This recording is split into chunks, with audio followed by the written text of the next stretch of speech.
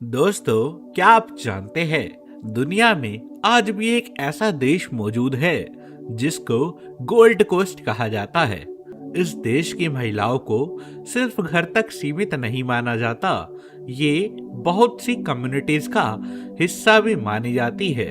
ये एक ऐसा देश है जहां पर जानवरों की बहुत सी रेयर प्रजातियां पाई जाती है।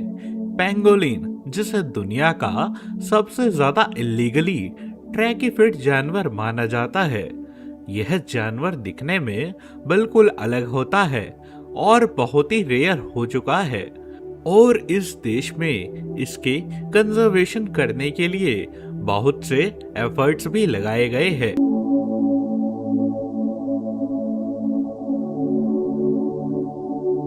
इस देश के लोग मुस्कुराकर आपका स्वागत करते हैं, लेकिन उसी जमीन पर इंसानी इतिहास सबसे ज्यादा दर्दनाक और सच से छुपा हुआ है। जी हाँ दोस्तों, हम बात कर रहे हैं अफ्रीका की एक देश घाना के बारे में।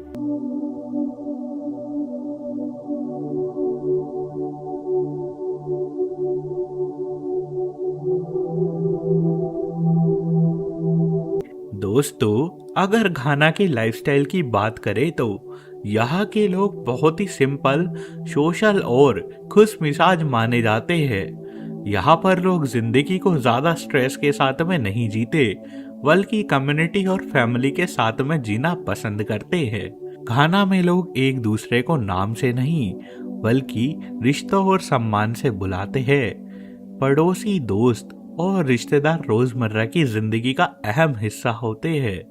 यही वजह है कि यहाँ का अकेलापन बहुत ही कम देखने को मिलता है। दोस्तों, एक ऐसा देश है जहाँ पर परिवार का रोल बहुत ही ज्यादा स्ट्रोंग होता है। बच्चे अपने माता पिता और बुजुर्ग अक्सर साथ रहते हैं। छोटे अपने बड़ों को पूरा सम्मान देते हैं और इसे इनकी लाइफस्टाइल का हिस्सा भी माना गया है। यहाँ पर महिलाएं बहुत ही ज्यादा अहमियत रखती है। कई जगहों पर इन्हें सिर्फ घर नहीं, बल्कि काम, मार्केट्स और फैमिली डिसीजंस को भी संभालने की आज़ादी दी गई है। छोटे व्यापारों में, शॉप्स और लोकल मार्केट्स में भी महिलाओं की भागीदारी बहुत ही ज्यादा देखने को मिलती है। दोस्तों, यहाँ के लोग जितने ज्यादा फ्रेंडली होते हैं, उतने ही ज्यादा स्ट्रेंजर से मुस्कुराकर बात करते हैं। रोजमर्रा की जिंदगी में लोग नाचना, गाना और खुशियां मनाना पसंद करते हैं। चाहे यह किसी की भी शादी हो, बच्चे का जन्म हुआ हो, त्योहार मनाना हो या कोई छोटा सा मौका हो, हर चीज को लोग खुशी के साथ में सेलिब्रेट करना पसंद करते हैं। घाना में त्योहार जैसे होमोवो, अबोए केयार और अडाए इनकी लाइफस्टाइल का अहम हिस्सा होते हैं। यहाँ पर लोग त्योहारों को बेहद ही धूमधाम के साथ में मनाना पसंद करते हैं। और अगर इनके रोजगार की बात करें तो घाना में लोग मेहनती माने जाते हैं। ये लोग अधिकतर एग्रीकल्चर, फिशिंग, ट्रेडिंग और स्मॉल बिजनेसेस और यहाँ की इकोनॉमी पूरी तरह से इन्हीं चीजों पर डिपेंड रहती है। शहरों में देखे तो मॉडर्न लाइफस्टाइल देखने को मिल जाता है, जहाँ पर लोग मॉल्स और ऑफिसेस में काम करते हैं। शहरों में हमें नाइट लाइफ भी देखने को मिल जाती है, जबकि गांव में जीवन ज्यादा ट्रेडिशनल और प्रकृति के करीब पाया जाता है।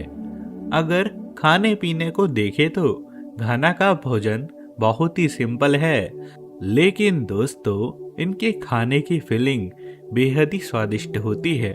यहाँ लोग ज्यादातर लोकल फूड खाना पसंद करते हैं, जैसे जोलोफ राइस, बंकू, फूफू और केनके। खाना अक्सर फैमिली या दोस्तों के साथ ही बैठकर खा लेते हैं, जिससे ये लोग अपने परिवार के साथ में अच्छा समय बिताते हैं और अपनी मजबूत बॉन्डिंग बना लेते हैं।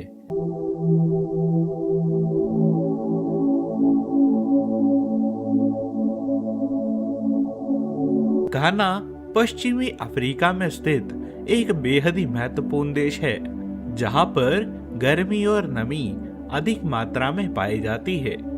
इस देश का कुल क्षेत्रफल लगभग 2,38,535 वर्ग किलोमीटर की एरिया में फैला हुआ है। यह अफ्रीका के मध्यम आकार के देशों में गिना जाता है। अब बात करते हैं घाना की कुल आबादी के बारे में। दोस्तों, यहाँ पर लगभग 3.3 करोड़ लोग बसे हुए हैं।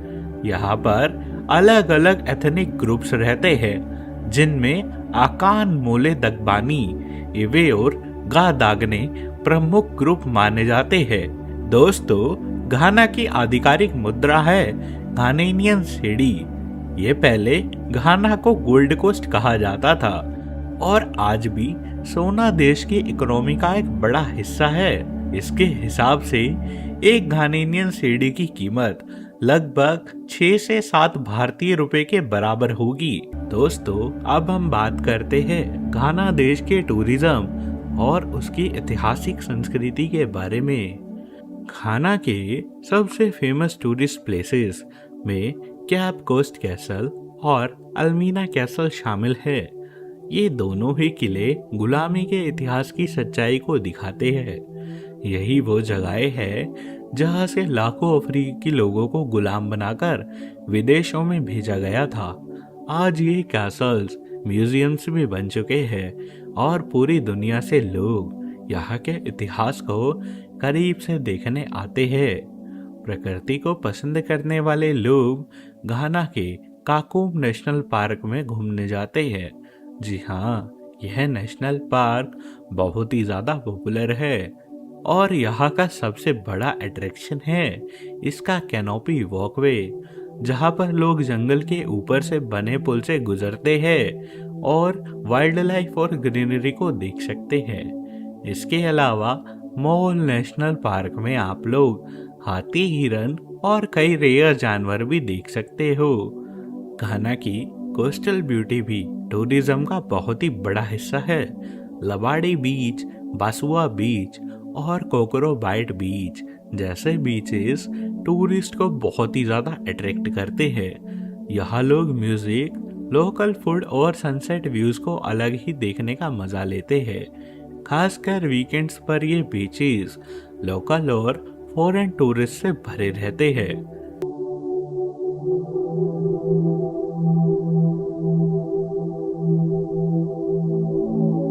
दोस्तों, अगर घाना देश को करीब से जानना है तो हमें इसकी राजधानी अकरा में जरूर से जाना होगा। ये देश का सबसे बड़ा और सबसे मॉडर्न शहर है।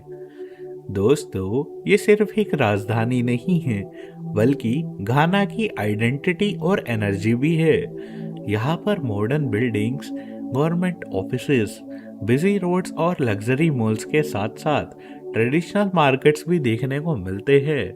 मकोला मार्केट जैसे मार्केट्स अकारा की असली लाइफ दिखाते हैं, जहां लोग रोजमर्रा की जरूरतों की चीजें खरीदते हैं और अपने छोटे छोटे काम में लगाते हैं।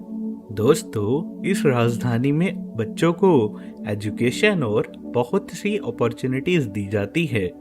यहाँ पर बहुत सारे यूनिवर्सिटीज और कॉलेजेस खोले गए हैं, जहाँ पर देश के बहुत से बच्चे पढ़ाई करते हैं। साथ साथ यहाँ के बच्चों को मीडिया, फैशन और म्यूजिक, साथ ही एंटरटेनमेंट इंडस्ट्री में भी भेजा जाता है।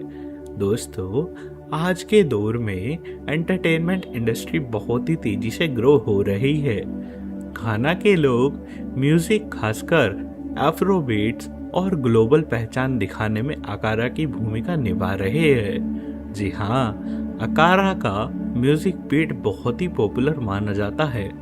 दोस्तों, इस शहर की लाइफस्टाइल बहुत ही तेज मानी जाती है, लेकिन इसके बावजूद यहाँ पर लोग आपको अक्सर फ्रेंडली नेचर के पाए जाएंगे। यहाँ की नाइट लाइफ काफ़ी ज़्यादा पॉपुलर मानी जाती है। इसके बावजूद लोग अपने ट्रेडिशन और फैमिली वैल्यूज़ को नहीं भूलते। संडे को चर्च जाना, फैमिली के साथ में समय बिताना और फेस्टिवल्स को सेलिब्रेट करना इस शहर के लोगों का बेहद ही खास हिस्सा माना जाता है। दोस्तों, अब अगर आप लोग भी इस देश में घूमना जाना चाहे तो यहाँ पर सबसे बड़ा खर्चा होता है फ्लाइट टिकट का। भारत से घाना का खर्चा लगभग 60 से 90 हजार के बीच में मिल सकता है। उसके बाद स्टे काफ़ी ज़्यादा फ्लेक्सिबल होता है। ये सभी आपके ऊपर डिपेंड करता है। अगर आप बजट होटल्स में चाहे तो 3,000 रुपये तक में आपको कमरा मिल सकता है, और वही लग्जरी होटल्स थोड़े महंगे पाए जा सकते हैं। खाने की बात करें तो नॉर्मल खाना 400 रुपये में हो जाएगा, लेकिन अच्छे रेस्टोरेंट में आपको 1,000 रुपये तक का खर्चा आ सकता है। तो दोस्तों, क्या आप लोग भी इस देश में घूमने जाना चाहेंगे? हमें वीडियो के नीचे कमेंट में ज़रूर बताइएगा। हम जल्द मिलेंगे आप सबसे एक और नए सफ़र के साथ। जब तक के लिए धन्यवाद। अपना ख्याल रखें।